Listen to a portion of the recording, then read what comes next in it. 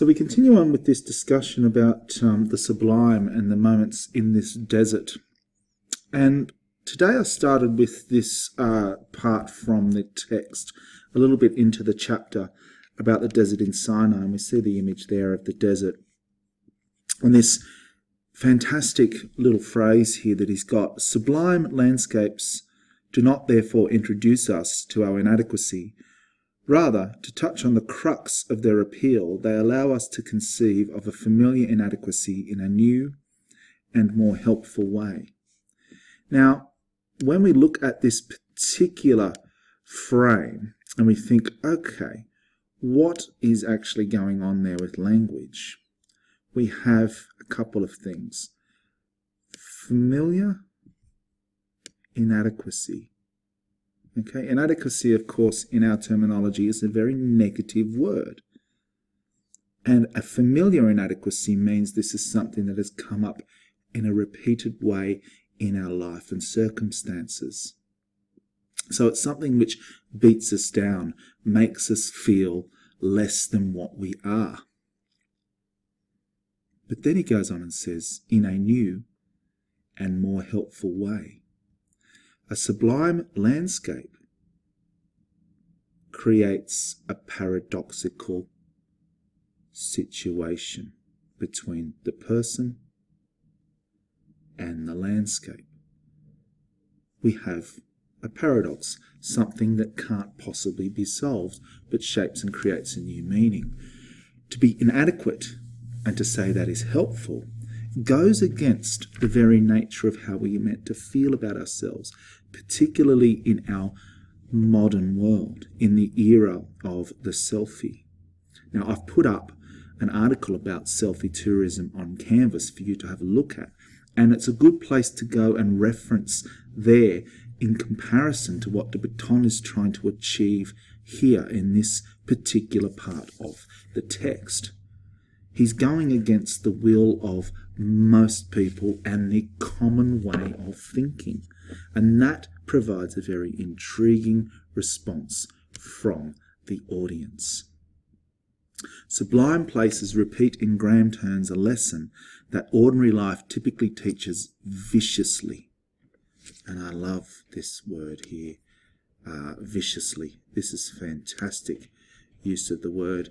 We think about the word vicious. We say to ourselves, what does that particular word mean? What is vicious? And if I was to just type the word into a search engine and I was to say, okay, what does vicious particularly mean? It comes up as saying something that is deliberately cruel or violent.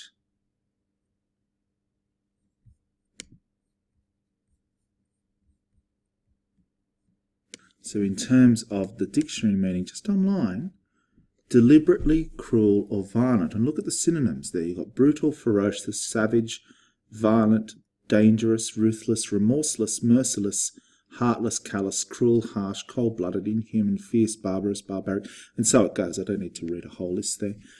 Each of those words are descriptive of a humanity and a human condition. Humans are capable of all of those particular emotions. Humans are very capable of those particular ways of thinking. And yet here we have the word vicious being attributed to a sublime landscape, a lesson that ordinary life typically teaches viciously. And the lesson is this, that the universe is mightier than we are, that we are frail and temporary and have no alternative but to accept limitations on our will, that we must bow to necessities greater than ourselves. He is deliberately using pronouns that are second person that bring all of us in together. He's making a collective statement here. This is a common and universal way of thinking for human beings. This is not just Alain de Botton and a couple of people. We all experience this level of inadequacy, and we all experience this paradox that inadequacy sometimes, in face of the sublime, causes us to re-evaluate who we are. Now that is the very definition of what's going on in the rubric for this particular course. But that vicious lesson is suggestive of the fact that it's necessary because it's tough. It's necessary because it's tough. Now, you should be familiar with that. You are familiar with the concept of necessary, tough things that are done to you for your benefit. You are school students, after all, and you're doing year 12. You will feel from time to time the pull of why these things are necessary that we ask you to do. And eventually you will see the value of them when you come out the other side. But at this point, it seems difficult and it seems dangerous. And why am I being judged? And why am I being put through the hoops with examination and so forth? The same thing goes for the character involved in the larger-than-life landscape. Okay? When I say to you there's 60,000 people sitting the HSC with you, it is hard to comprehend. You only know that you're up against the 20 or so people in the room with you. If you experience anything bigger than that, it becomes slightly terrifying and also mortifying for you. It makes you feel rather small. This is the lesson written into the stones of the deserts and the ice fields of the poles. So grandly it is written that they may come away from such places, not crushed, but inspired by what lies beyond us, privileged to be the subject to such majestic necessities. The sense of awe may even shade in a desire to worship. And there we have very heightened language. Okay, you've got awe and you've got worship. And I've talked about awe in class. The use of the word awe is pertainment to, or relates to that which we consider to be religious insight, which you can link to things like spiritual insight, soulful insight, and it goes from there. Those things are important. So then we come to the rubric itself. Every time you find something important in any of your texts, you should go back to the rubric and say, where am I making this relationship? What is actually going on? So firstly, of course, we look at the broader part of the module. Okay, you evaluate how the medium of production, textual form, perspective and choice of language influence meaning. And I've talked to you at length there about his language choice and the way in which some of the words effuse a certain set of ideas, his paradoxical information. That sort of stuff has to be dealt with and discussed. But if we go down to representing people and landscapes, which is the elective, we look at evaluate various representations of people and landscapes in prescribed text. Consider ways in which texts represent the relationship between the lives of individuals or groups and real, remembered, or imagined landscapes. So remember, most importantly, you've got these words: real, remembered, or imagined landscapes. Okay? Students analyze representations of people's experience of particular landscapes and their significance for the individual, their significance, more broadly. Okay? So you are concerning yourselves with that particular relationship.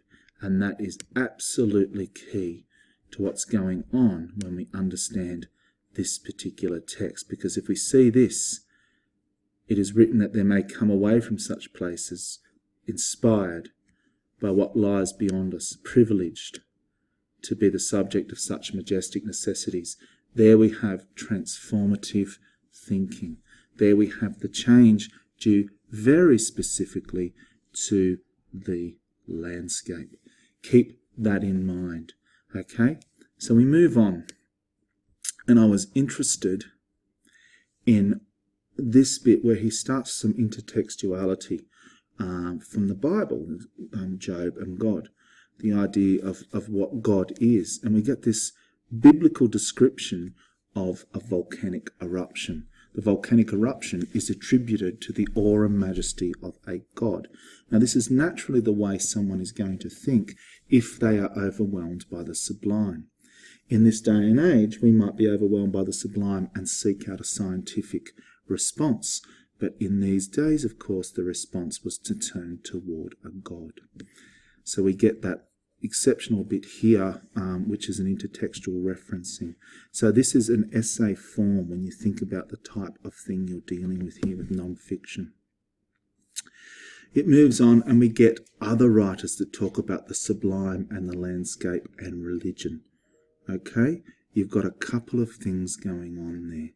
Amid those scenes of solitude from which the hand of nature had never been lifted, the associations of God the Creator, they are his undefiled works, and the mind is cast into the contemplation of eternal things.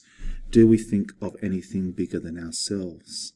And this comes down to, of course, the search and desire for life on other planets, all sorts of things, that we at different times contemplate the infinite. We contemplate the something bigger. The noblest ministry of nature is to stand as the apparition of God. Okay, so these particular bits of things that de Botton's quoting are attempting to create that sublime response. Whether or not he's successful is up to the reader. And he continues on. The link between God and sublime landscape is made most explicit in one book of the Bible, and that's the book of Job, with which he's quite interested in. And we get all the details and all that interest. And Job, here we have Job concerning himself with his position in the universe. He'd not been a bad man. Why, therefore, had bad things occurred to him? And this is a very common philosophical question. And we'll just underline that here. Job had not been a bad man. Why do bad things happen? And you've probably come across that particular question many times in your own life. Why do bad things happen to good people? And for that reason, what is the purpose and need and desire to be morally good?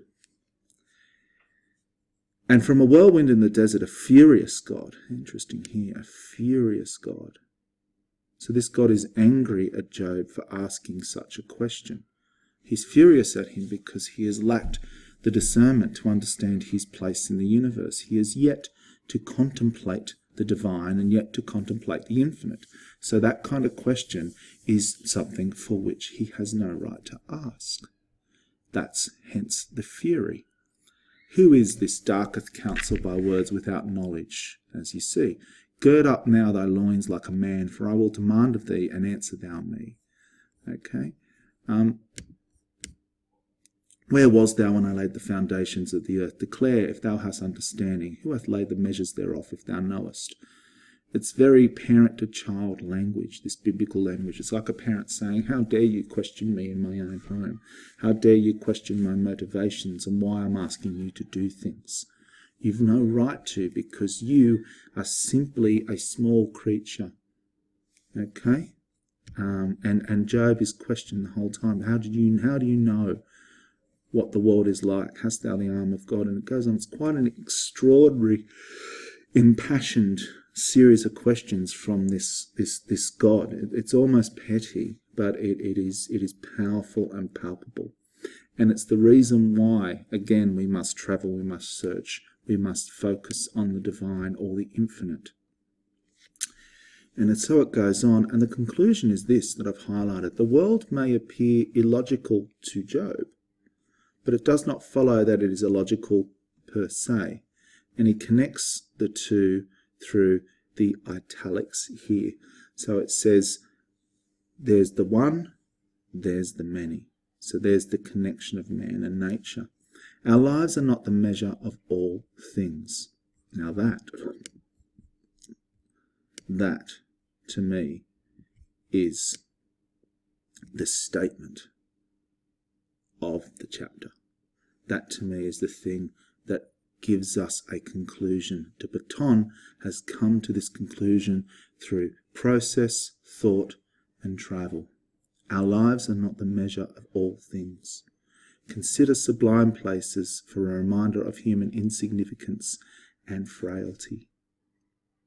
So he uses our lives, us, you, me, everybody, universal again, are not the measure of all things. The sentence is also working in absolutes. So therefore it is a sentence of philosophy and of thought and of processing ideas, coming to a conclusive statement. Whilst de Botton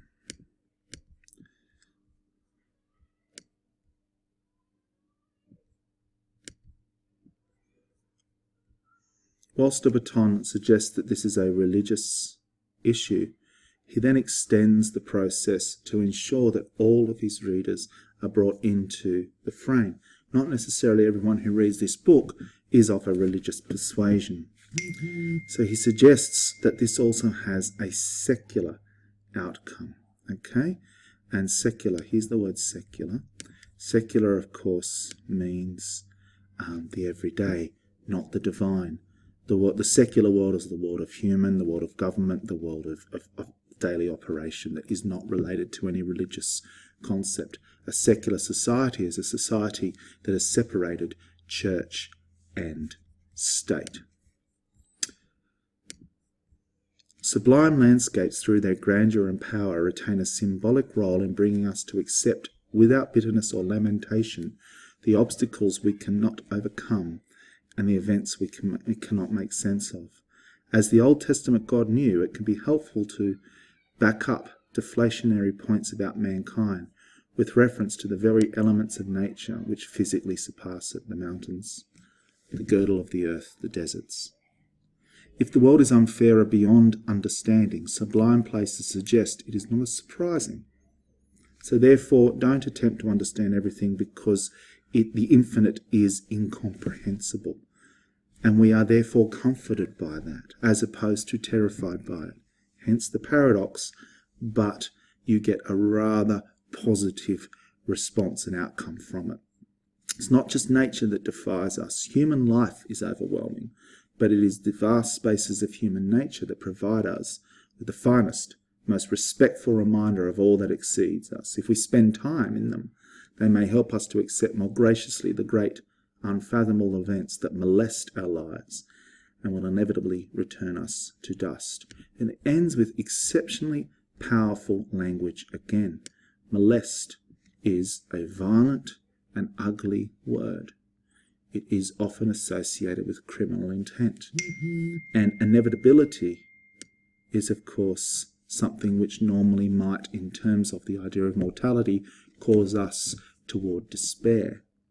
Think of our Hamlet for an example of his pontifications on mortality.